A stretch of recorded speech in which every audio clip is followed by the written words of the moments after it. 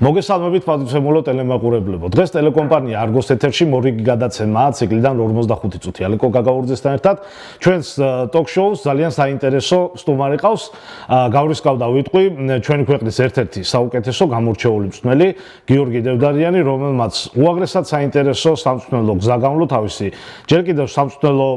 განხრით თუ შევხედავთ, უაღრესად ახალგაზრდული ასაკის მიუხედავად, მე როგორც ამ გადაცემის წამყვანს არ შემიძლია პატარა ეპილოგი არ წაუმძღვარო ამ გადაცემას. ჩემთვის პირადად გიორგი დევდარიანი ნამდვილად არ არის რიგითი მწვრთნელი. მე სულ ახალგაზრდა დამწყები ჟურნალისტი ვიყავი, როდესაც გიორგი თავის ნაბიჯებს, პირველ ნაბიჯებს უკვე დგამდა ფეხბურთში და მე თამამად შემიძლია ვთქვა, რომ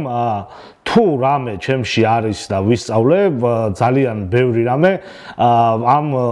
უაღრესად ნიჭიერი ადამიანისგან ვისწავლე და გიო მოგესალმები, მადლობა სტუმრობისთვის და იმისთვის რომ გამონახეთ, რომ იმისთვის რომ ჩვენთან ხარ და მე მინდა გისურვო წარმატებები შენ სამწვრთნელო საქმიანობაში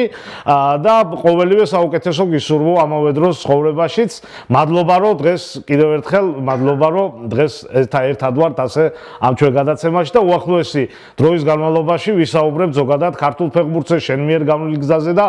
წუნებული ვარ რომ ამ გადაცემას ინტერესი არ მოაკლდება.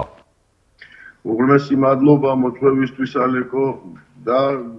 რა ვიცი დიდი მადლობა იმ სიტყვებისთვის რაც ჩემი მისამართით მოვისმინე, გავწირთდი და ნამდვილად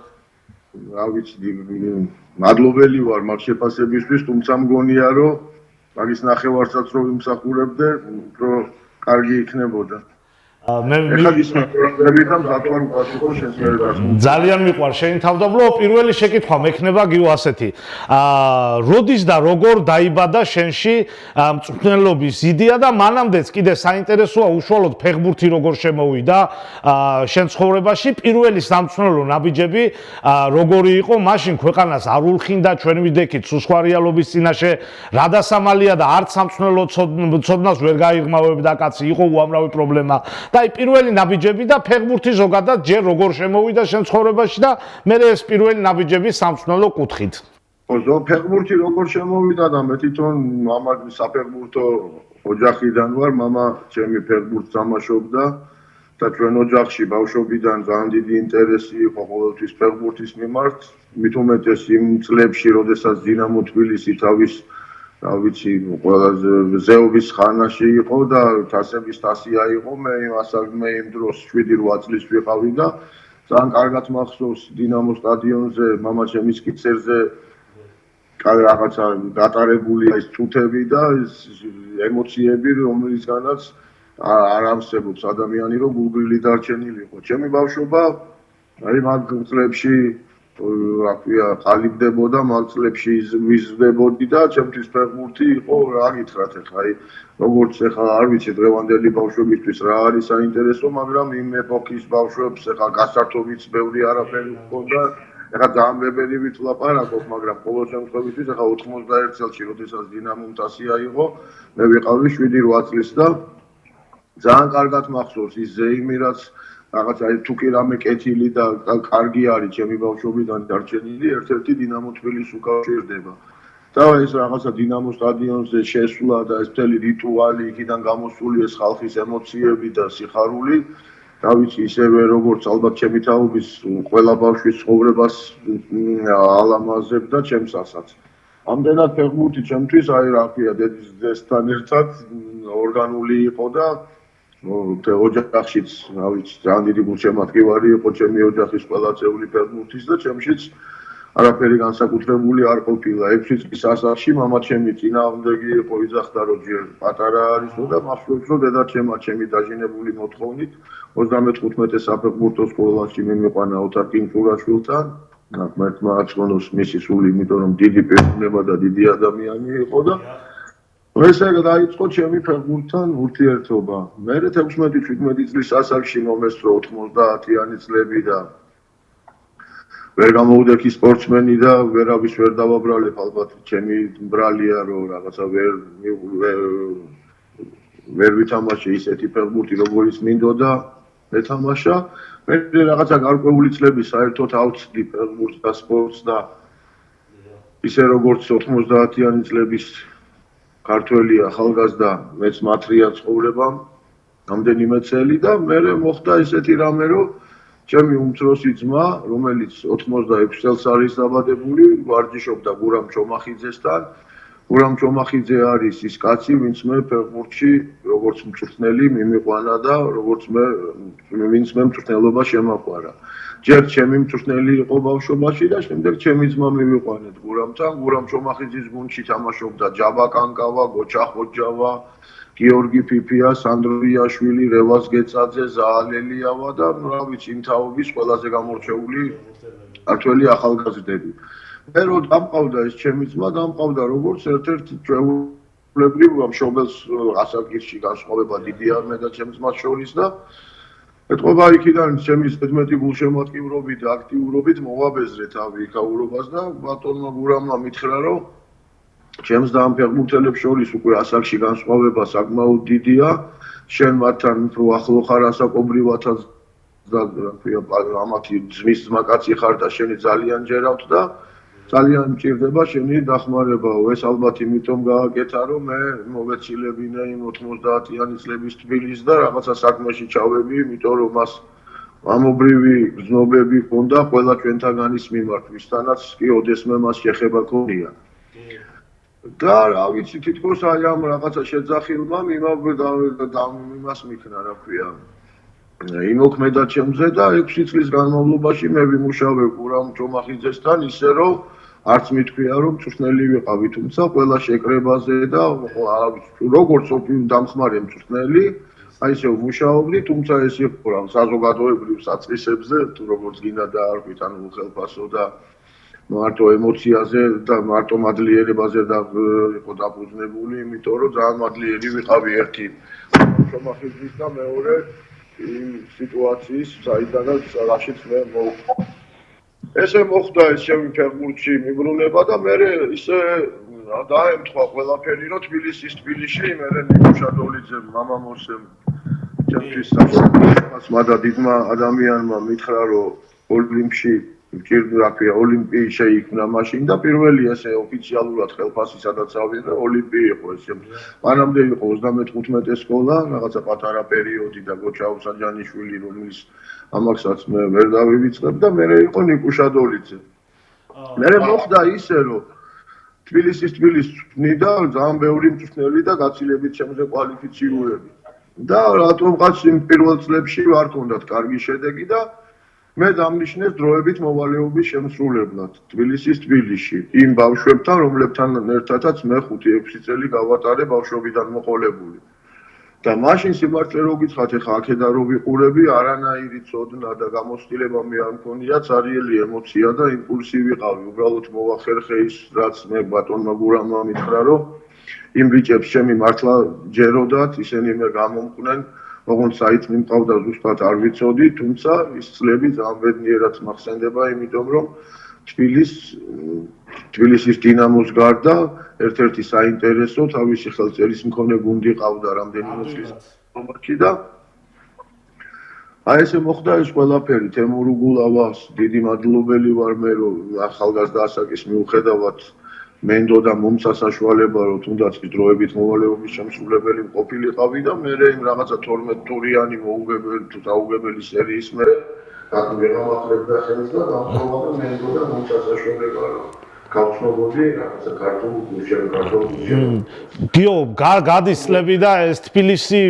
რაღაცა ძალიან ნათელ მოგონებად რჩება ეხა რიგითი გულშემატკივარი რო გააჩერო ხო გეტყვის რომ აი 1-2 თუ ყოფილა ალბათ დამოუკიდებელი საქართველოს შემდეგ ისა ხო რომ აი ამხელა რაღაცა კვალი დაეტოვებიოს მიუხედავად იმისა რომ ცოტა ხანს იყო ფაქტიურად ეს გუნდი ასე ვთქვათ მწვერვალზე მაგრამ თავისი კვალი დატოვა და აი შენში დღეს რა მოგონებას ტოვებს ეს თბილისი რა იყო ფაქტია რომ ეს დადებით ალეკო რა უნდა გითხრა ეს არ იყო რაღაცა ერთწლიანი მუშაობის შედეგი და ეს არ იყო ერთი ადამიანის შრომის შედეგი. მე მაგას ნამდვილად ვერ მივიღებ ჩემ თავზე. ჩემ მისვლამდე იქ მუშაობდა თვითონ გურამ ჩომახიძე, რომელიც ჩემთვის დღესაც, რა ვიცი, მწვრთნელობის და მწვრთნელის ეტალონია. მის მერე მუშაობდა მასთან ერთად მუშაობდა, მის მერე იყო კობა ჟორჟიკაშვილი და ივანე ლუცენკო, რომელიც არ ვიცი, მე მართლა აი დღემდე ჩემთვის აი მე თქვენ გელაპარაკებით ჩემთვის ყველაზე ძვირფას ადამიანებზე რომლებიც ჩემთვის რა ვიცი მანამ პირში სული მიდგას დაუვიწყარი ხალხია და მათთან ერთად გატარებული ყოველი წუთი დღეს რომ ახსენდება მხოლოდ და მხოლოდ ბედნიერებას და ადებით ემოციებს იწვევს ჩემში და ის ახალგაზრდები რომლებიც ამ წლების განმავლობაში მეც მათთან ერთად გავიზარდე სიმართლე გითხრათ ეხლა 29 წლის ვიყავი UEFA-ს დასზე რო გავედით სათამაშოდ ბავშვი ვიყავი მე თვითონ ფაქტიურად კი არა ჩემი ძმის მაკაცები იყვნენ პირდაპირ რო გითხრათ ასაკშიც განსხვავება დიდი არ იყო ჩემსა და მათ შორის და რა ვიცი როგორც ერთი ოჯახი როგორც სამეგობრო აი ესე მივდიოდით ყველა თამაშზე. თუმცა უნდა ვაღიარო, რომ პოლონელებთან უკვე გამოცდილება ნამდვილად არ მეყო. ეხლა თუ საქართველოს პირველობაზე მარტო ეს ემოცია და მუხტი და ეს რაღაცა ბავშვური აღტაცება საკმარისი იყო, იქ ევროპულ დონეზე უკვე ნამდვილად აღარ იყო საკმარისი ეს ჩვენი ემოციები და პირველი მარცხი, რომელმაც ძალიან გამზარდა, იყო აი ამ პოლონურ ლეგიასთან. ეს იყო ძალიან ასე ვთქვა მტკივნეული მარცხი, თუმცა მე ვფიქრობ რაღაც კანონზომიერებაც იყო იმაში, იმიტომ რომ ეს გამოუცდელება და რა გასწავლა გიო იმ წაგებამ. რა არის იმ წაგებამ და საერთოდაც წაგება გზდის ადამიანს მოგებული კაცი და რა ქვია აღმაფრენაში და და ფუფუნებაში და განცხრომაში მყოფი კაცი არ ფიქრობს ისეთ სიღრმეებში არ ჩადის და არ ფიქრობს ისეთ რაღაცებზე, რაც ადამიანს ზრდის.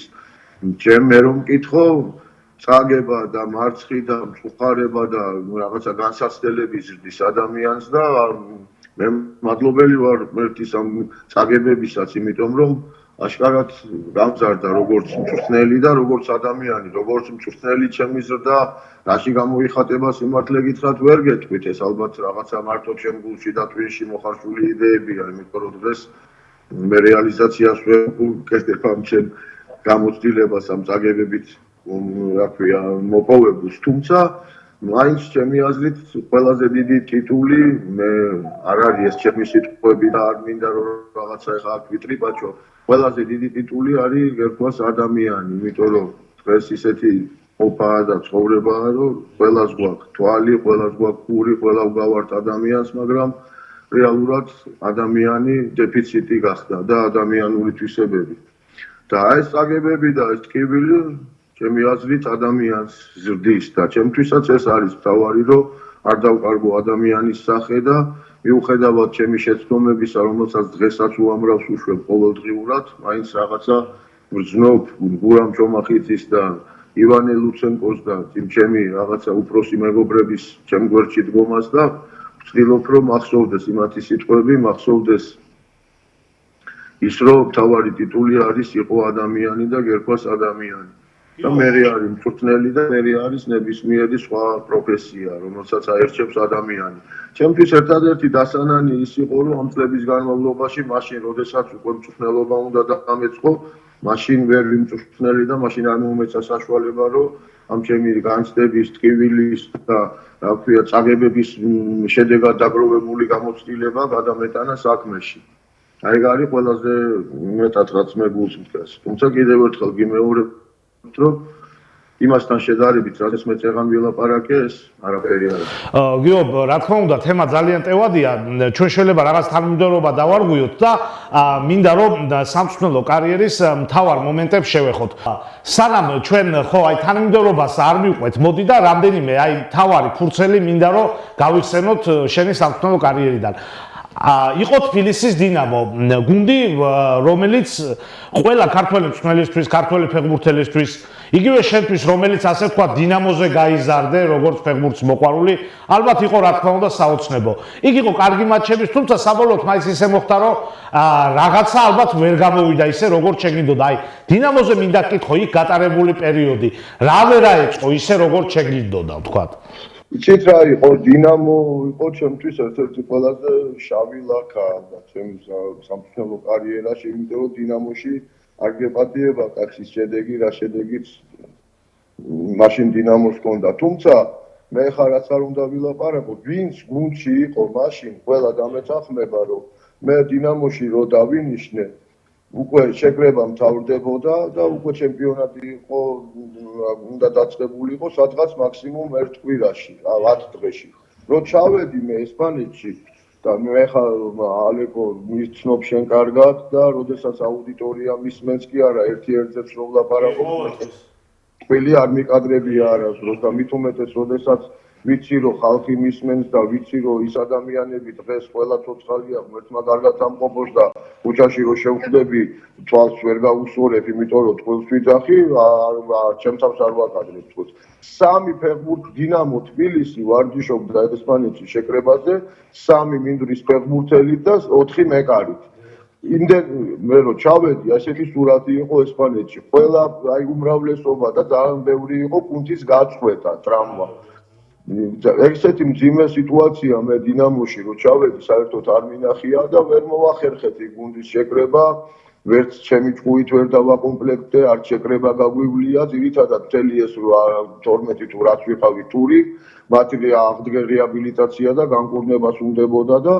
ძირითადად თამაშობდით ახალგაზრდა ფეხბურთელებით რომლებიც დუბლებშიც ვერ ხვდებოდნენ შემადგენლობაში იმიტომ რომ სანაკრებო შეკრებები დაიწყო და ის ფეხბურთელები პირველი 4 ტური რომ მოვიგეთ ვისთან ერთადაც დავიწყეთ ნაკრებებში იყვნენ გამოძახებულები და მოკლედ ახლა მე თავს არ ვიმართლებ ეს არის ფაქტი თქვენ შეგიძლიათ მერაბ ვარზუკაშვილი იყო მაშინ დინამოს ექიმი არის უპატიოსნესი და ყველა კვალიფიციური მწვრთნელი და ის ყველა ჩემს სიტყვას დაეთანხმება მე ერთ სიტყვას გადაბრუნებულს არ ვიძახი მე არ მქონია დინამოში ჩემი იდეების რეალიზაციის საშუალება და ჩემი შეცდომა ის იყო რომ დავხდე დინამოში იმ რაღაცა ერთწლიან კონტრაქტს იმიტომ რომ იმდენად ვენდობოდი მე იქაურობას და ისე მიყვარდა და მინდოდა იქ ყოფნა რომ არც დამიწყია ვაჭრობა და ეს იყო შეცდომა რომ მე ხანგრძლივი კონტრაქტი არ გავაფორმე იმიტომ რომ იმ რაღაცა ერთი არასრული წლის განმავლობაში მე ფეხბურთზე ფიქრის გარდა ყველაფერზე მომიწია ფიქრმა ამდენად ხა აი ეს გულშემატკივარს არ აინტერესებს სტატისტიკაში მაგი არ იწერება თუმცა სიმართლე თუ გინდათ სიმართლე გიო სამაგიეროდ თქვენი საკლუბო კარიერის ერთ-ერთი გამორჩეული მომენტი იყო მე ამას დავარქმევ პატარა სასწაულს როცა გორის დილა ერთ ნაბიჯში მივიდა ევროპის ლიგის ჯგუფამდე და მაყურებელს ალბათ კარგად ახსოვს ვისაც არ ახსოვს უნდა იცოდეს რომ ეს ის გუნდი აღარ არის რომელიც იყო ფინანსურად ძალიან ძლიერი და რომელსაც ასე ვთქვათ თავზე გადასდიოდა თანხები ეს სხვა მე რომ მივედი უკვე ზვანო მერაბიშვილის დროინდელი გორის დილა უკვე ისტორიას იყო ჩაბარებული იქ ნამდვილად 800,000 ლარი იყო კლუბის ბიუჯეტი ჩვენ დანიაში რომ შეგვეკითხნენ ბიუჯეტი რა გაქვს თო დავმალე მახსოვს და სიჩქულით უთხარი რომ $1,000,000 გვაქვს მეთქი ამ დროს 800,000 ლარი იყო ბიუჯეტი და ძალიან წილი შესაძლებლობები მქონდა თუმცა იმ დროს აი არ იყო მარტო ჩემი დამსახურება ძალიან კარგად იმუშავა იქ ლევან სილაგაძემ და მაშინ მენეჯერი იყო მამუკა ჯუღელი რომელმაც ჩამოიყვანა ეს ფეხბურთელები და ძალიან კარგი კოლექტივი შეიკრება ნამდვილად გეთანხმებით და მართლა ძალიან კარგი 5-6 თამაში ჩაატარა გორის დილა. ბოლო დანიური ერთ-ერთი საუკეთესო გუნდი ზოლბორგის გამოგდება, ეხა 100 არ ხდება, ხო? ფაქტია. არა, ნამდვილად შემთხვევითი არ იყო, ეხა ოლბორგს 3-0 მოუგეთა, იქ 0-0 ვითამაშეთ, ის სპლიტის აიდუკიც არ იყო ხელსამოსაკრავი გუნდი და შტურმთან სიმართლე რო გითხრათ, მოდებაძის ტრამვამ, იცით როგორ იყო ჩვენ არ ქონდა ფუფუნება, სკამი საერთოდ არ იყო, მოდებაძე, ირაკლი მოდებაძე, ჩვენი თავარი ფორვარდი დაიმტვრა, ვინის შეკრება მიიღო აქ ჩემპიონატის თამაშზე და უბრალოდ შემცვლელიც არავინ ყავდა და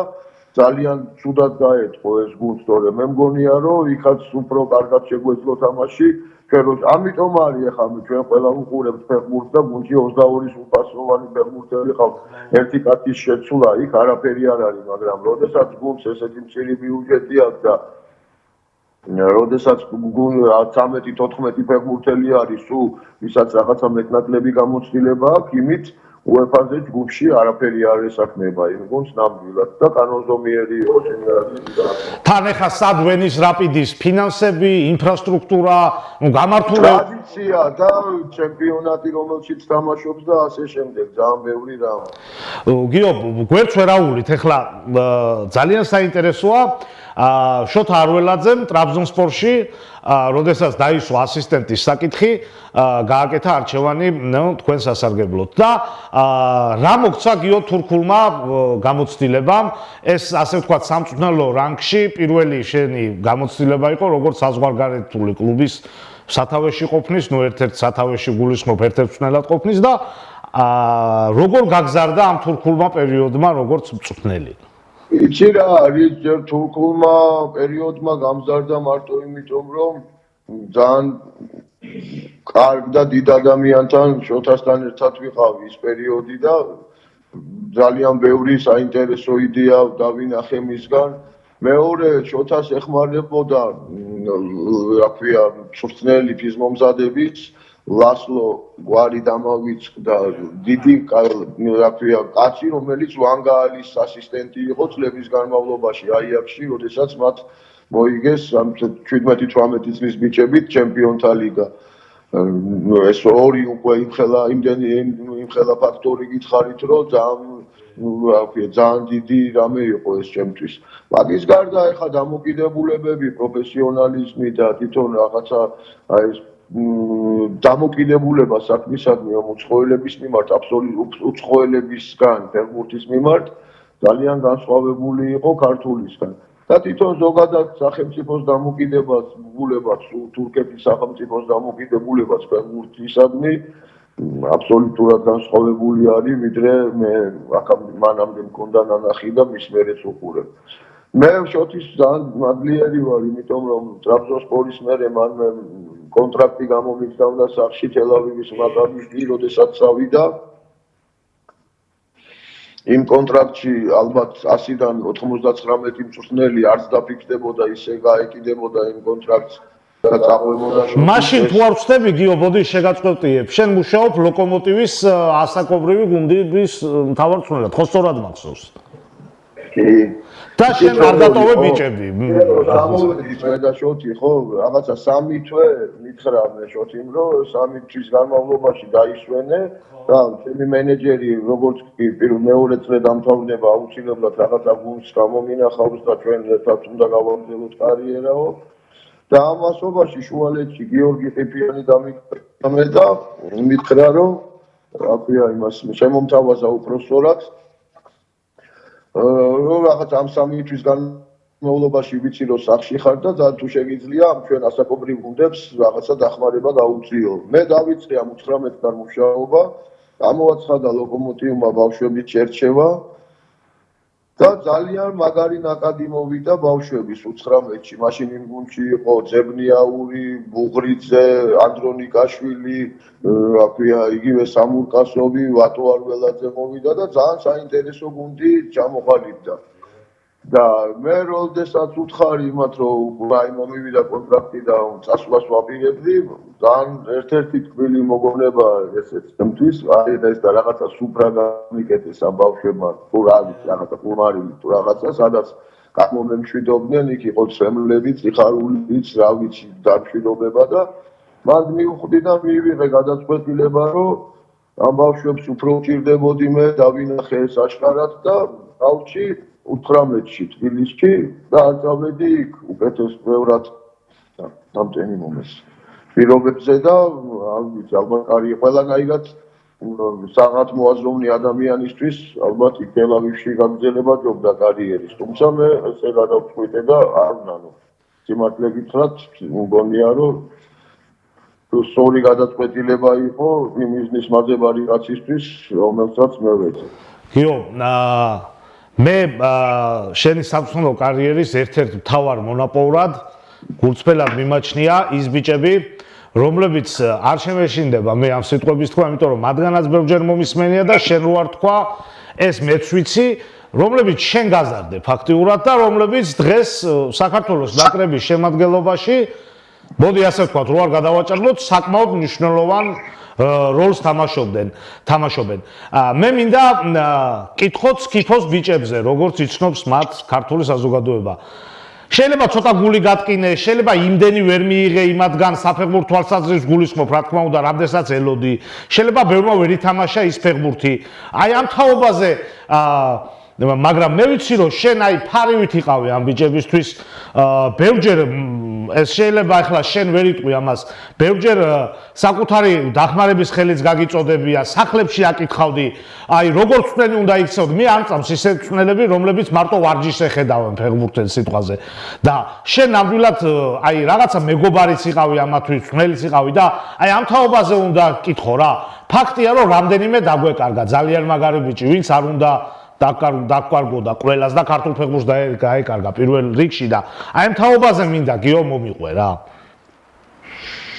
რა მოგიყვეთ აბა რა გითხრათ არ ვიცი რა გაინტერესებს კონკრეტულად აი გიო პირველ რიგში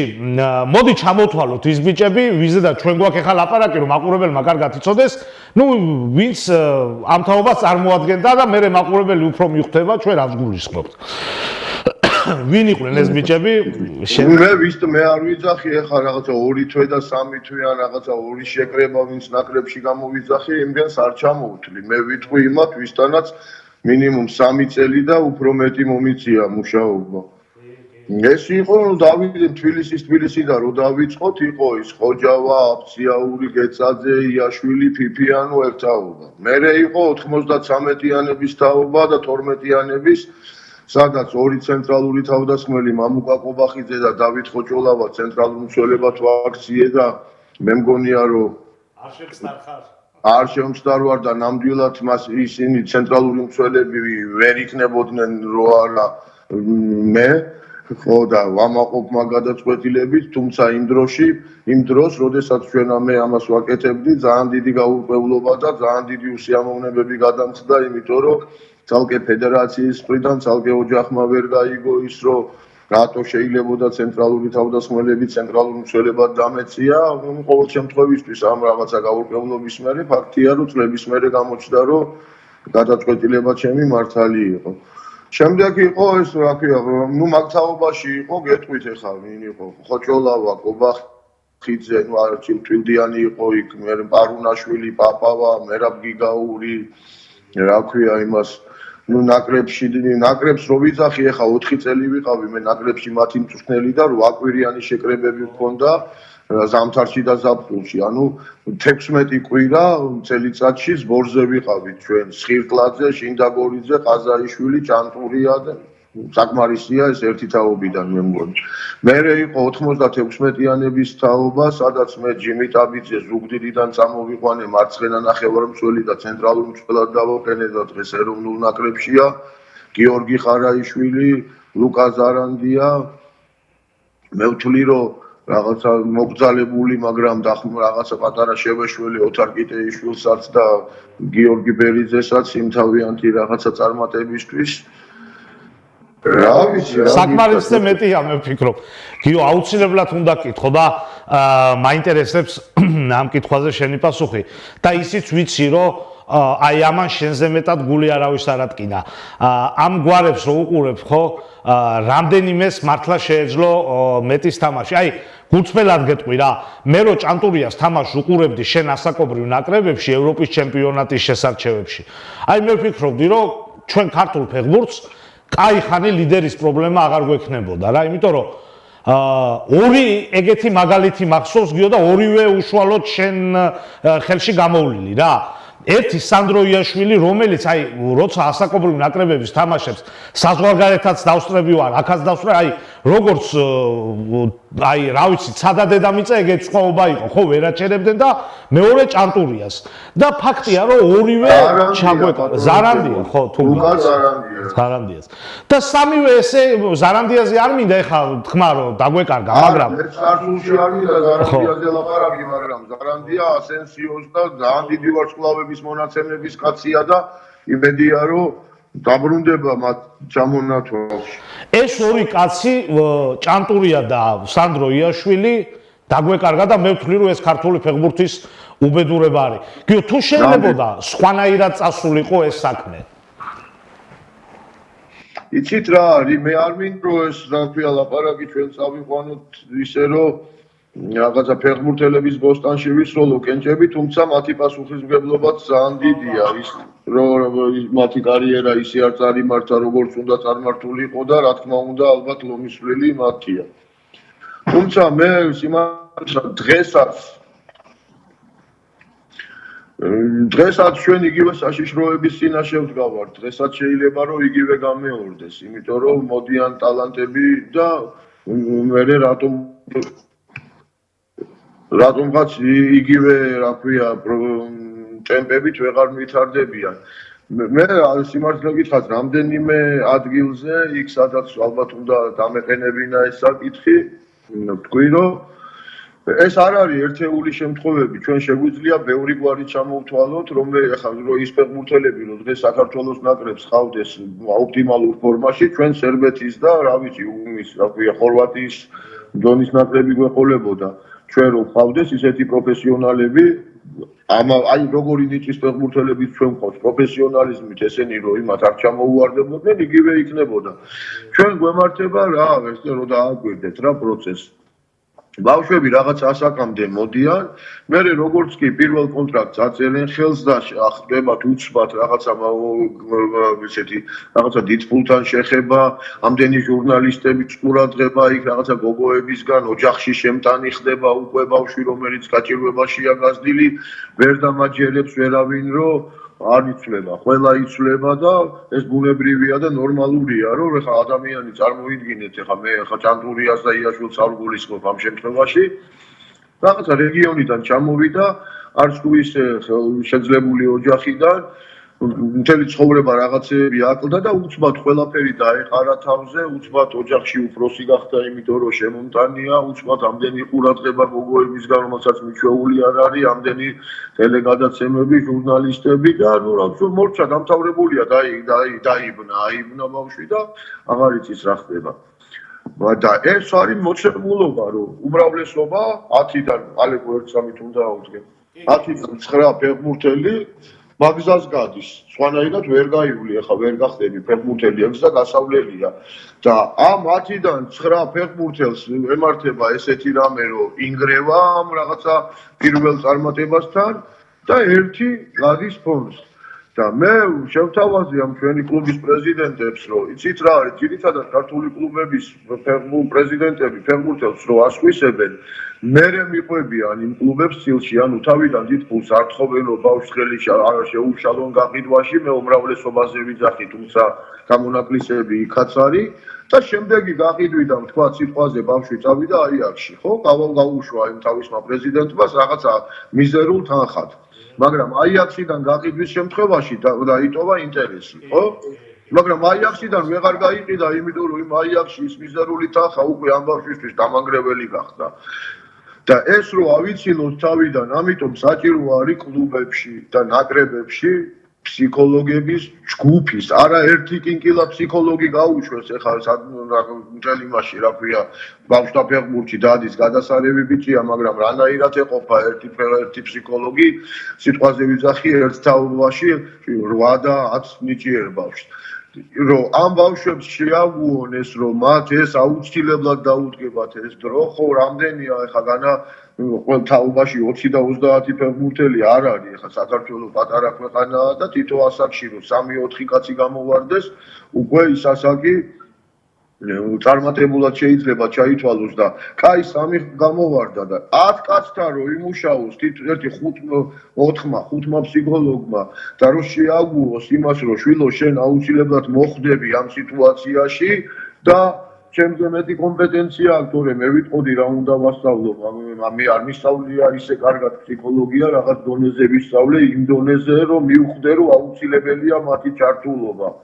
და მე უთხარი რომ თქვენ რომ ეს ფული არ დაკარგოთ, რომ იქიდან იმ გაყიდვიდან რომ ფული თქვენ ხო იქიდან ელოდებით ძირითად შემოსავლებს და ეს შემოსავლები ხრება, იმიტომ რომ ის ბავშვები იქიდან ვეღარ ყიდებიან და მოდი იმის მეასედი აქ დახარჯეთ ამ ფსიქოლოგები, გადაამზადეთ, გაზარდეთ ეს ფსიქოლოგები, რომ ეს ბავშვები აღარ დაიკარგონ და ეროვნული ნაკრებიც უფრო წარმატებული იქნება, თქვენს მეტი შემოსავალი იქნება და ეს ბავშვებიც უფრო წარმატებულები იქნებიან თქო, მაგრამ რატომღაც რა ვიცი ეს მიუღებელი აზრი იყო უმრავლესობის.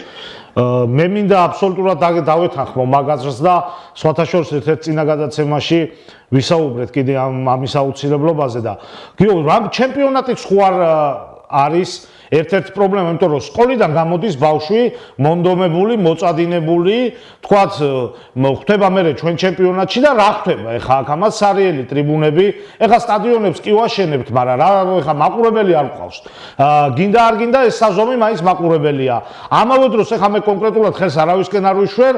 ძალიან ბევრი შენც კარგად იციგიო, დადის ეს ხმები, რომ ეს თამაში რაღაცა ისე ვერ იყო, ის თამაში რაღაცა ისე ვერ არის, ესეც მოქმედებს. ეს ჩვენი ჩემპიონატიც ხო არ არის ერთ-ერთი დაბრკოლება ქართველი ფეხბურთელისთვის, თქვა. რა თქმა უნდა, ალეკო, ჩვენი ჩემპიონატიც დაბრკოლებაა და მგონია, რომ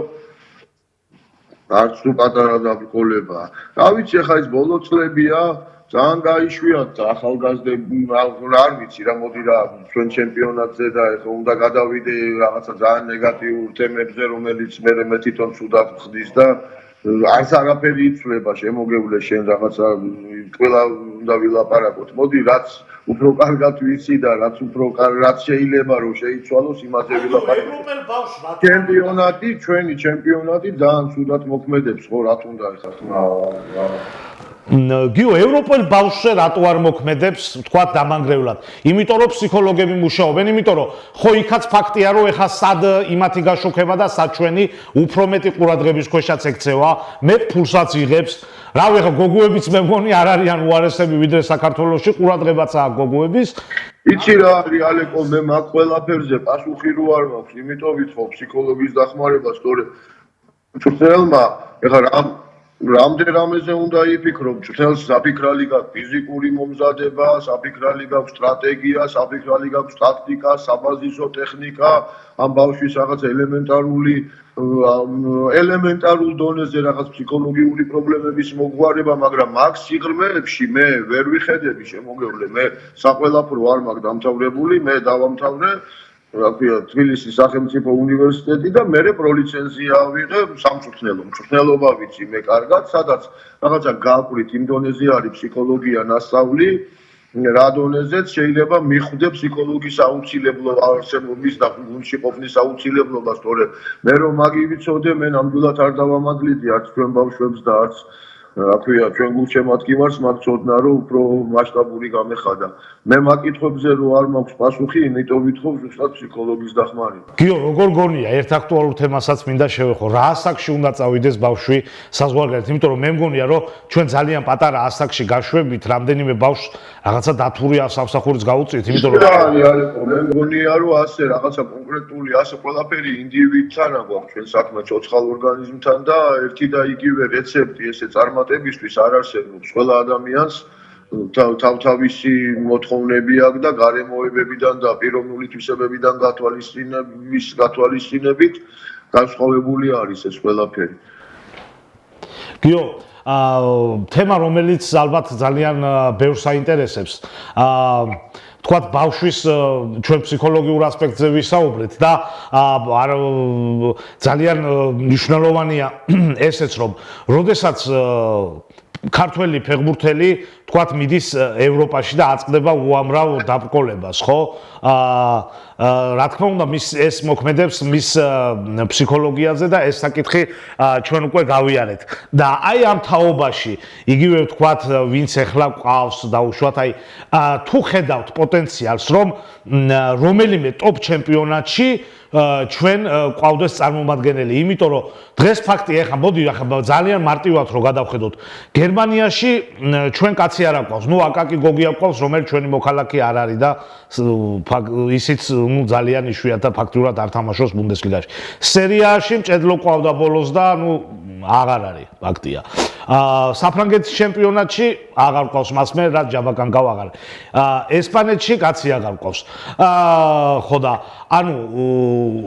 თუ ხედავ პოტენციალს გიო რომ ბოლო-ბოლო გავანგრიოთ ეს ჯადოსნური რაღაცა წრე და ამ ევროპის ტოპ ჩემპიონატში ქართველი 1-2 კაცი ვნახოთ, იმიტომ რომ ისეთი ქვეყნებიდან თამაშობენ, გული გაგისკდება, ხო რო შეხედო რა. კი, ნამდვილად. რა გითხრა ალეკო, ეხლა რა თაკვეტაძეს და ნიმუას როგორ არა აქ ეხლა ტოპ ჩემპიონატში თამაშის უნარები ნამდვილად აქვს. უბრალოდ შევხედოთ ეხლა რამდენად მოინდომებენ ისინი და როგორ შეძლებენ თავიანთ თავზე მუშაობას და რამდენად არ იქნება ეს რა ქვია რაღაც ჩვენს მიერ ნახსენები ეს რაღაცა პოპულარობა და ფუფუნება მათთვის დამანგრეველი თორე უნარები მათ აშკარად აქვს და მე მგერავს რომ ისინი შეძლებენ რომ გაარღვიონ ეს ჩაკეტილი წრე და რა ვიცი გააკეთონ თავიანთი ოჯახებისთვის და ჩვენი ქვეყნისთვის სასიხარულო და სასიკეთო საქმე. რა ვიცი ალიკო ძალიან ბევრი რამე შეიცვალა ზოგადად რა ვიცი ადამიანები რომ იცვლებიან რა დროთა განმავლობაში და არ ვიცი ახლა მე რომ ცხოვრობდე შვეიცარიაში შვეიცარიელ ადამიანზე შემეძლებოდა მშელობა მაგრამ საქართველოში რომ ძალიან ბევრი რამე იცვლება ამ დროთა განმავლობაში და იცით რა არის ახლა რაღაცა ზოგადად საკაცობრიო პრობლემებისთვის გარდაგირე კი თუ არ ჩავთულ ვარ მე აქ მაგრამ სიყვარულის და ამ ადამიანური ურთიერთობების დეფიციტია რა სიყვარული მარტო მოყვასის და ადამიანის მიმართ კი არა თავის საქმის მიმართ აქ უფრო წინა პლანზე მოდის სიყვარული ფულის რომელიც დამანგრეველია ყველა ადამიანისთვის და იქ სადაც ფულის სიყვარული ჩარბობს საქმის სიყვარულს და ჩარბობს მოყვასის სიყვარულს და ჩარბობს მადლიერებას იქ წარმატებაზე ლაპარაკი ზედმეტია შემოგევლი ეს ყველაფერი ხო მარტო ფსიქოლოგიო რო ვიზახი ფსიქოლოგამდე სკოლა არის და საშუალო განათლებაა და რა ვიცი ახლა განათლების სისტემაში მე არ მაქვს ახლა კომპეტენცია რომ რა ხდება იქ ჩავერიო თუმცა 4 შვილის მამა ვარ და ვხედავ რომ არ არის სწავლება ისეთ დონეზე როგორ დონეზეც გვინდა რომ იყოს იმიტომ რომ მე ამიძახე მარტო რელიგიის ისტორიას და ვთქვათ რელიგიური კუთხით არ მინდა რომ წავიყვანო ეს თემა იმიტომ რომ ეს რაღაცა პირადულია და ეხლა ჩემთვისაც არის ძვირფასი მე სულაც არ ვთვლი რომ სხვისთვისაც შეიძლება იყოს თუმცა ჩემთვის ეს გადამწყვეტია მაგრამ არ არის ახლა იგივე იმ ევროპაში ეს რელიგიურები საერთოდ ათეისტები არიან მაგრამ უყვართ ფეხბურთი და რაღაცა სიყვარული ამ თავისი საქმის და დამოკიდებულება თავისი საქმის მიმართ აბსოლუტურად განსხვავებულია ვიდრე ქართველი ადამიანის ნებისმიერის მე არ ვიძახი ფეხბურთელის და ბავშვის და ახალგაზრდის თავის საქმის მიმართ დამოკიდებულება ქართველი ადამიანის განსხვავებული რო არის ნამდვილად გიო ცოტა ხნის წინ თქვენ ვაწმოსვით ქართველ სპეციალისტთან ერთად ბევრი ნიჭიერი ფეხბურთელის აღმზრდელთან ბატონ თემურ ფოცხვერიასთან ერთად დაარსეთ ფეხბურთელების ინდივიდუალური მომზადების ცენტრი ფეოლა, რომელმაც სხვათა შორის ფართო აღიარება პოვა მოკლე ხანში და ამერიკაშიდაც თქვენი მეთოდოლოგიით მიდის ვარჯიშები. მე რა თქმა უნდა, როგორც ყველა ეხლა ეს პანდემიამ ესეც შეაფერხა, ეს მოწყება შეაფერხა დროებით. ახლა რა ვითარება არის? თუ გაიხსნა გიო, თუ ისევ თუ მიდის სავარჯიშო პროცესი და ზოგადად ფეოლას განვითარება როგორ რა არის ხა პანდემიამ მართლა ძალიან შეაფერხა ეს ყველაფერი მიდის რა ეხა რაღაცა ძალიან პრინციპში არც მიდის სექტემბრიდან ველოდებით რომ განვაახლოთ რაღაც ძალიან შეგვაჩერა რა მოკლედ ფეოლა სადღაც ძალიან დიდი რაოდენობის ბავშვები მოვიდა და სიმართლე გითხრათ იმ მოკლე ხანში ძალიან აშკარად გამოჩნდა აუცილებლობა იმ ცენტრის არსებობის იმიტომ რომ იქ ისეთ თვისებებზე მიდიოდა მუშაობა რომელიც თვისებებიც ვარჯიშის პროცესში წარმოუდგენელია რომ დამუშავდეს იმიტომ რომ არა აქვს უბრალოდ ფიზიკურად იმის დრო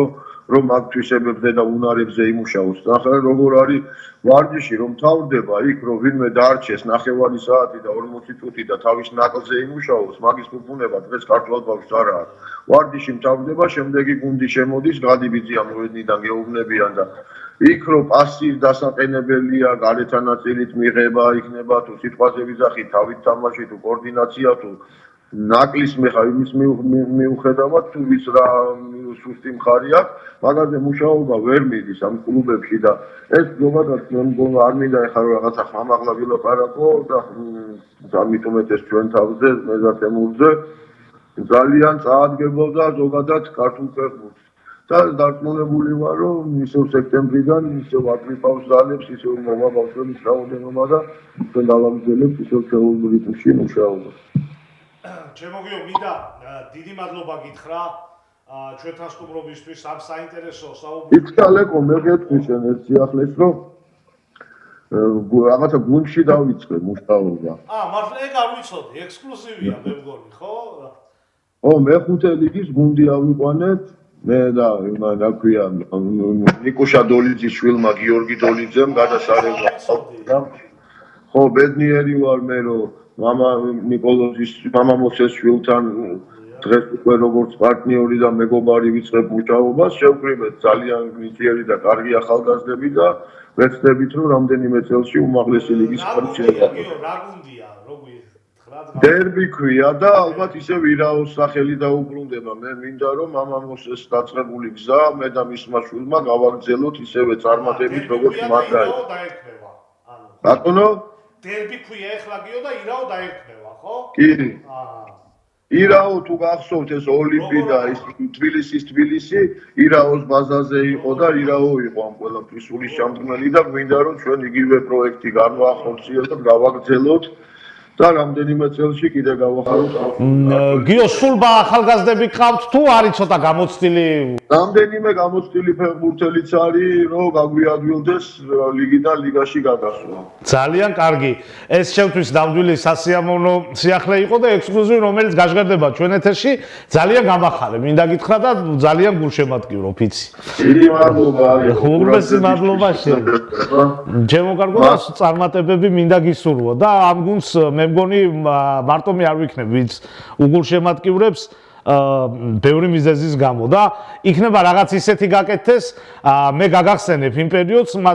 თბილისის ახალგაზრდებსაც თავის დროზე არავინ არ იცნობდა კარგად გახსოვს გიო შენ იმედი მაქვს რომ გამეორდება ისტორია. უღრმესი მადლობა.